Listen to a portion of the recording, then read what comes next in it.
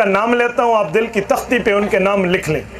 عقود الجمان میں امام یوسف دمشقی ساری نے لکھا ہے، مکانۃ الامام میں محدث عبد الرشید دومانی نے لکھا ہے، اخبار ابی حنیفہ و صاحبی میں امام سیمری نے لکھا ہے، جامع المسانید میں امام خوارزمی نے لکھا ہے۔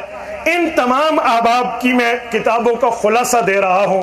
وہ کہتے ہیں 12 یا 13 صحابہ کرام وہ ہیں جو امام ابو حنیفہ نے ان سے حدیث سنی ہے، اور 70 صحابہ وہ ہیں جن کی امام ابو حنیفہ نے زمانے کو پایا ہے، اور 23 صحابہ وہ ہیں جن کا امام ابو حنیفہ نے زیارت کا شرف حاصل کیا ہے۔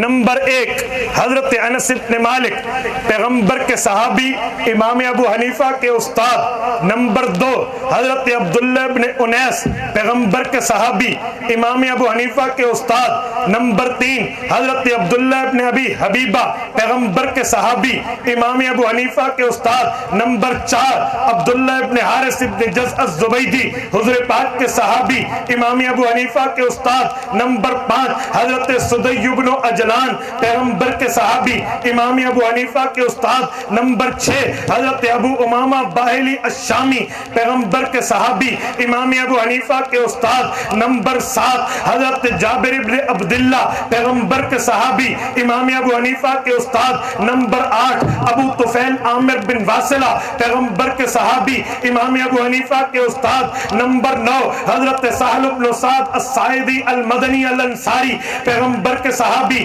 امام ابو حنیفہ کے استاد۔ نمبر 10 حضرت ماقل بن یسار، پیغمبر کے صحابی، امام ابو حنیفہ کے استاد۔ نمبر 11 حضرت واصلۃ بن الاسقا، پیغمبر کے صحابی، امام ابو حنیفہ کے استاد۔ نمبر 12 سیدہ عائشہ بنت عجرد رضی اللہ عنہن و عنہم، پیغمبر کی صحابیہ، امام ابو حنیفہ کے استاد۔ تبارک الذی نزل الفرقان على عبده ليكون للعالمين نذيرا۔